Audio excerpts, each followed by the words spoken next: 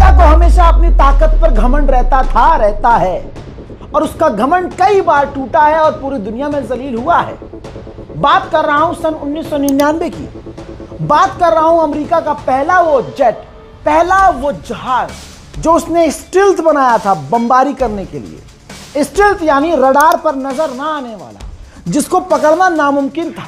सन 1999 में इसी अमेरिकी घमंड को दुनिया ने टूटते हुए देखा है। वीडियो के आखिर तक बने रहिएगा, मजा ना आए तो पैसा वापस। हजरात, अमेरिका ने पूरे घमंड और जोश के साथ एक जेट बनाया जिसका नाम था लॉकहीड F117 नाइट हॉक। दोस्तों, यह इतिहास का सबसे बड़ा चेंज था, इतिहास का, कि एक ऐसा जहाज अमेरिका ने बना लिया था जो नजर नहीं आता। पूरी दुनिया में कोहराम मच गया था। लेकिन जब ज्यादा बड़ा कोहराम मचा, जब इसको ही, जी हां, एक छोटे से देश ने पुरानी टेक्नोलॉजी से, जी हां, पुरानी टेक्नोलॉजी की मिसाइल से मार दिया। और जब ये कहानी मैं आपको बता रहा हूं, इस कहानी में एक देश के अंदर का घमासान आपको बताना पड़ेगा। इंटरेस्टिंग स्टोरी है मेरे लिए भी और आपके लिए भी, क्योंकि जब मैंने ये पढ़ा मज़ा आया। और ये मैं मज़ा राहुल गांधी की तरह मैं सबको देना चाहता हूं। मज़ा आया। हजरात, सबसे पहले इस नाइट हॉक के बारे में जानिए। लॉकहीड F117 नाम इसका नाइट हॉक।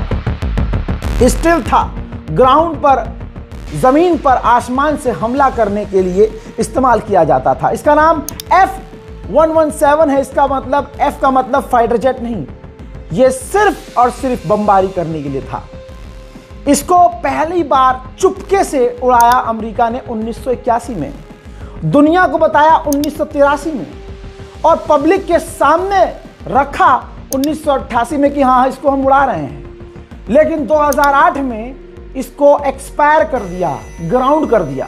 लेकिन आज भी दुनिया कहती है कि इसको चुपके चुपके से अमेरिका उड़ाता है और कई बार इसको आसमान में देखा गया है। F117 Nighthawk. F-117 Nighthawk. F-117 Nighthawk. The F-117 Nighthawk Officially entered service in 1983 as the world's first operational stealth aircraft. इसको बनाया है लॉकहीड लेजेंडरी स्कुंट्स वर्क्स टीम, यानी जिसने SR-71 और U-2 बनाया था। अच्छा, इसका आकार जब आप देखेंगे तो आकार इसका डायमंड जैसा है, बिल्कुल आड़ा टेढ़ा कट है, वेव्स की तरह। और यह कंप्यूटर से बनाया था अमेरिका ने। जी हां, इसका डिजाइन कंप्यूटर से, इसलिए इसका आकार डायमंड जैसा आड़ा टेढ़ा था। इसके आड़े टेढ़े वेव जैसे डिजाइन की वजह से रडार्स की जो वेव होती थी ये उसको फैला देता है, जिसकी वजह से आसमान में ये नजर नहीं आता।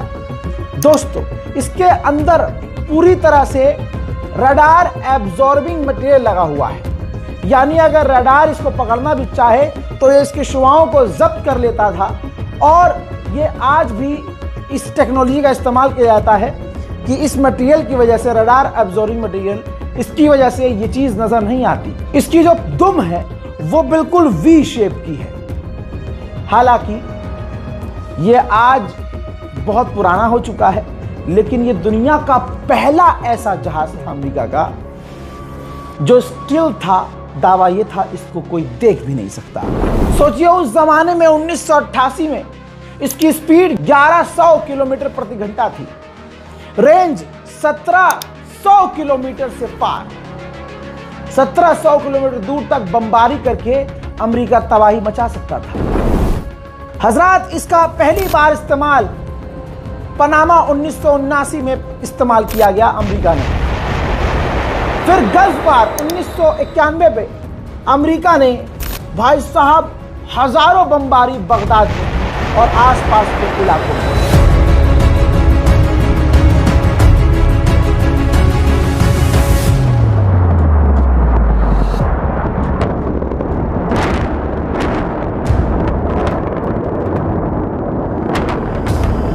पनामा और गल्फ वार में दोनों जगह जब अमेरिका ने नाइट हॉक का इस्तेमाल किया तो कोई इसको पकड़ नहीं पाया, कोई रोक नहीं पाया। लेकिन तीसरी बार जब इसका इस्तेमाल अमेरिका ने सर्बिया पर किया, जी हां, सर्बिया में 1999 में अमेरिका ने बमबारी की।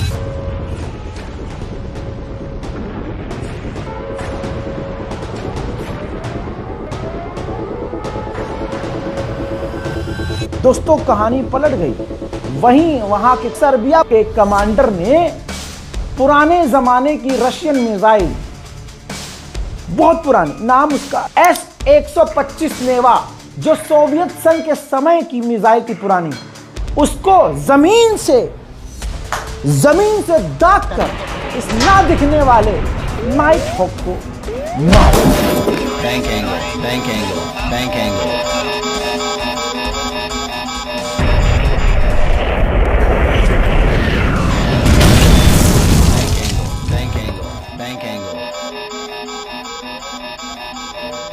अब कहानी ये एक नई कि अमेरिका ने सर्बिया पर हमला क्यों किया। ये एक ऐसी जंग थी जिसमें नाटो भी इन्वॉल्व था और आज भी उस जंग का असर कई देशों पर देखा जाता है। हजरात, सर्बिया एक देश था और कोसोवो अलग है। आज कोसोवो पहले के जमाने में उस समय सर्बिया था और सर्बिया के कुछ लोग, ज्यादातर मुस्लिम समुदाय के लोग, मांग कर रहे थे कि हमें एक अलग मुल्क बनाकर दिया जाए। जैसे आज पाकिस्तान के बलोच लोग बलोचिस्तान की अलग मांग करते हैं, सर्बिया से भी लोग कह रहे थे कि भाई हमें एक अलग नेशन दिया जाए जहां हमारा अपना कानून। अब ये तनाव बढ़ता गया। सर्बिया की सरकार ने अपने उन लोगों पर हमला कर दिया जो लोग अलग देश की मांग कर रहे हैं।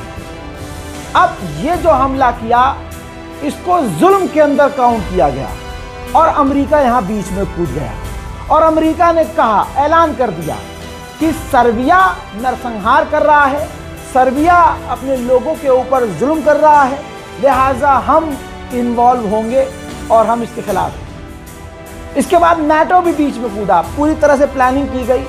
यूएन के अंदर बिल पास हुआ, यूएन के अंदर कहा गया कि नाटो को इसमें कूदना चाहिए और पूरी ताकत से सर्बिया को रोकना चाहिए।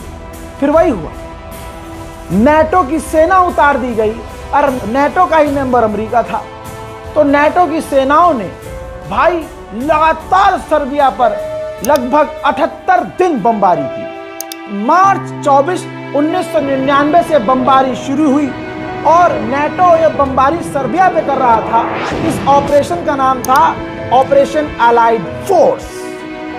हजरात, नाटो की सेना जमीन पर कहीं नहीं उतरी, सिर्फ हवा से सर्बिया पर बमबारी कर रही थी। ज्यादातर सर्बिया को तबाह कर दिया गया।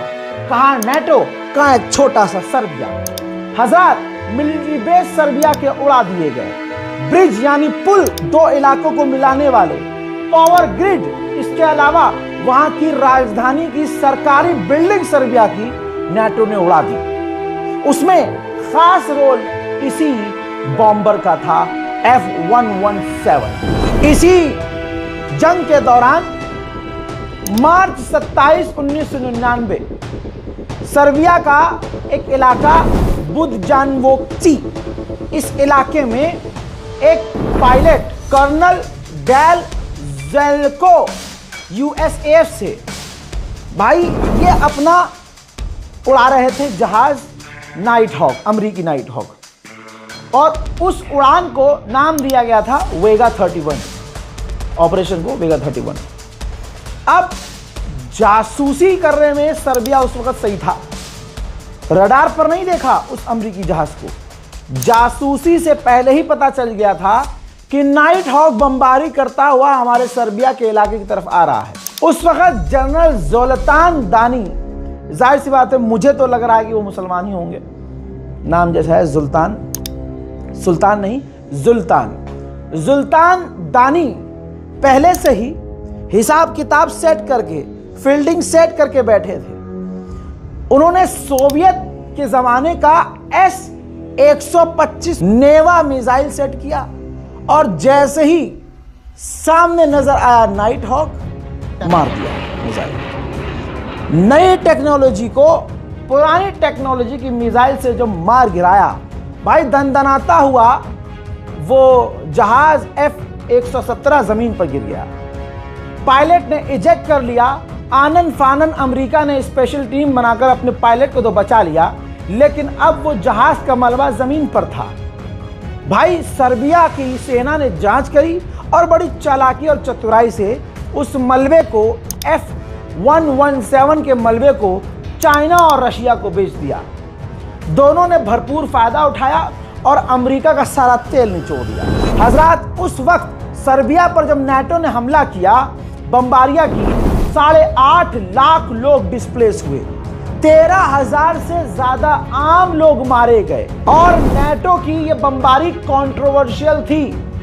आज भी दुनिया नाटो की बमबारी किसी दूसरे देश सर्बिया पर कबूल नहीं करती। जैसे तैसे आज सर्बिया का एक टुकड़ा काटकर अलग कर दिया गया और उस देश को कोसोवो कहा जाने लगा, लेकिन खुद सर्बिया आज भी कोसोवो को मान्यता नहीं देता है और कहता है ये हमारा है। सर्बिया के इस नीति को कि कोसोवो हमारा है, चाइना और रशिया कहते हैं कि हम सर्बिया के साथ हैं। कोसोवो अलग नहीं है, कोसोवो सर्बिया का है। बाकी सारी दुनिया कोसोवो को मान्यता अलग देती है। हजरात, जब जैसे हमारे दिल्ली में, भारत में दिल्ली में रूस की एम्बेसी है, अल्लाह ना करे कोई दूसरा पाकिस्तान है, गलती से अगर वो हमला कर दे और वो रूस की एम्बेसी जो दिल्ली में वहाँ हमला कर दे, तो रशिया ये मानेगा ये सीधा हम पर हमला है। नाटो ने सर्बिया पर जब बमबारी की तो चाइना की एम्बेसी को भी उड़ा दिया, जिसकी वजह से आज भी चाइना नाटो पर भड़कता है और आज भी चाइना नाटो को कोसता है।